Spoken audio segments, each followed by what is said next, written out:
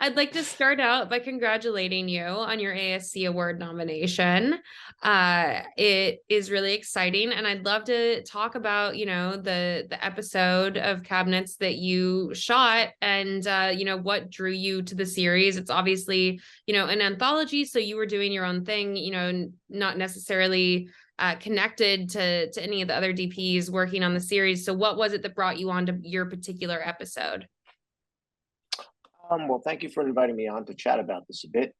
David Pryor and I, who was the director of said episode, had collaborated before on something called The Empty Man, which was a politically fraught film, but ultimately quite successful in his own genre. And he was invited to write and direct an episode for the GDT series. And he invited me back, which is always nice to be invited back. And that's how I got there. That's wonderful. So yeah, I'd love to talk about there's definitely like a through line of the series tonally in a way, but also every episode's very different. What was your pre-production process like to, come up with the visual aesthetic for your episode? Well, David is very clear on his aesthetic, which is very much a controlled camera with intent.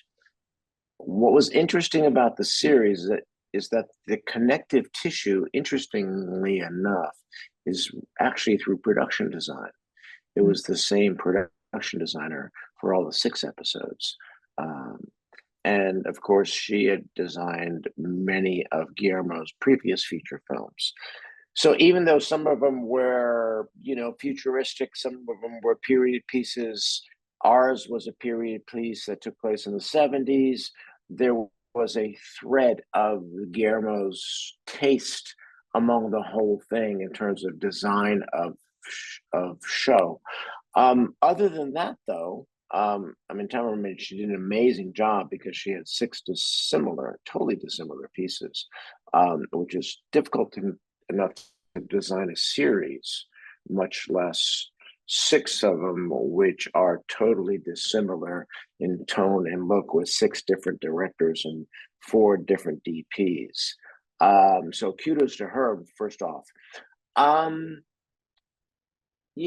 David and I watched a couple films together. Deer Hunter was kind of an influence because it was, the period of the Appalachians, sort of sensibility to the whole thing, and a sort of dystopian kind of mining town, which was the connective tissue or thread that we kind of tried to carry through.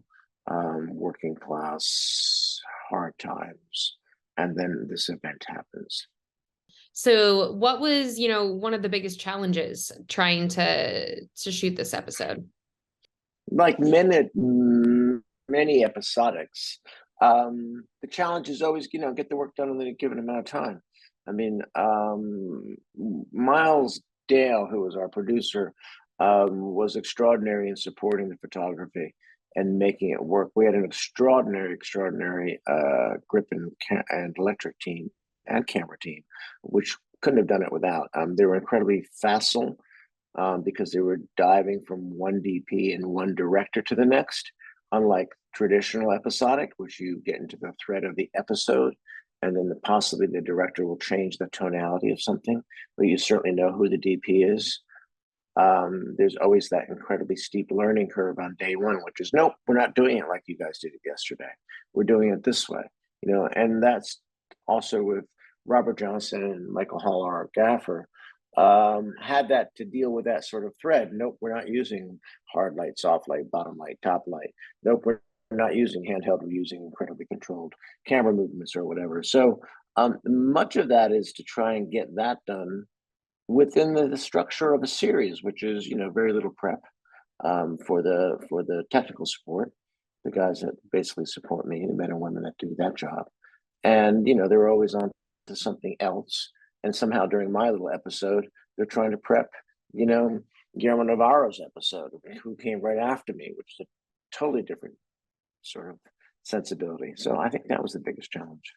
I feel like while this show's an anthology, the fact that it's an anthology by episode rather than by season just makes it, even more challenging than most.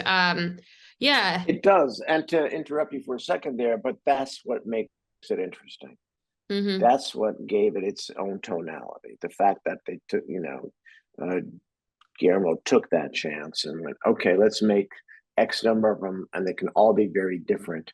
And somehow we'll figure out how to pull it off because there is no similarity between the two. Yeah.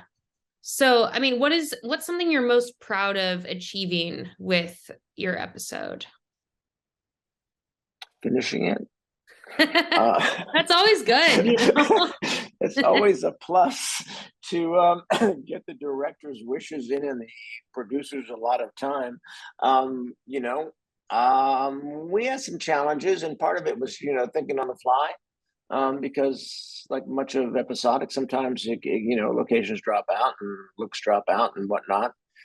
So I don't know if there's a photographic sensibility of.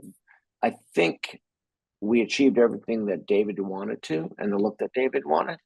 And I think we did it with the amount of time that Miles had.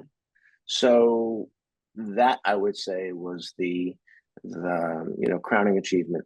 Also, the idea is that our camera department was really quite excellent, and David Pryor has very precise. He comes from the Fincher School, very precise sensibilities in terms of camera movement.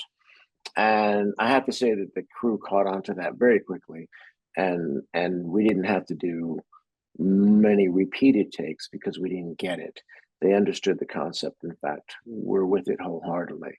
And that is the idea of a camera that has intent, but does not comment on the scene. Mm-hmm. So that's kind of an interesting way to think about cinematography. And I think we did that quite well. Yeah. What does this nomination mean to you? First off, who knew that you actually had to submit to be nominated after all these years? So, number one, that was a learning curve. If you don't slide it in, nobody's going to recognize it. I do believe, and I've been a member of the ASC for quite some time, that it is absolutely an honor to be recognized by people who actually understand how hard it is to do the work. And I am a crossover from film from way back. I do features, I do television.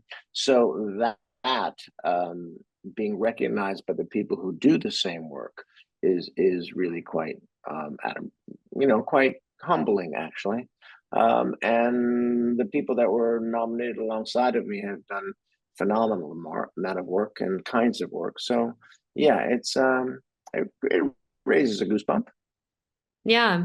The takeaway that I got from doing this particular episode was the idea that the collaborative feeling and effort and respect for a DP's job was put forward both by my director, David Pryor, who was really wonderfully giving and attentive to any ideas that I might have had to support his vision.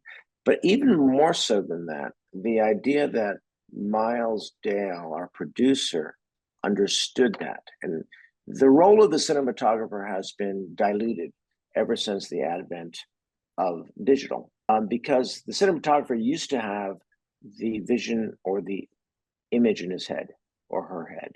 And it was the only place that the image resided, in my head. And it wasn't until dailies, whether or not that image was shared, and it became a latent surprise. Not to me, although sometimes wonderfully and sometimes horribly, but to the rest of the collaborative and creative people that I was working with.